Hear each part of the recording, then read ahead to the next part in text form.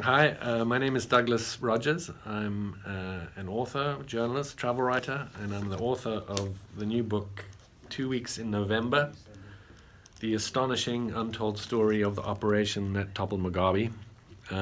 It's a true life political thriller about the events of November 2017, in which President Mugabe, the 37-year president of Zimbabwe, was removed in an operation that, in the book, I sort of call it the perfect coup, the coup not coup, which is how it was carried out in a very, very sophisticated and highly organized military, political, and diplomatic operation.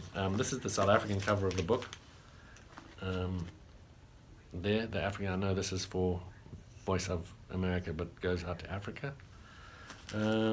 And yeah, it's a true life political thriller, and it's a page turner. So don't miss the interview I've just done with Gibbs Dube of Studio 7 in Washington DC. Gibbs, thank you so much, Doug. Thank you very much.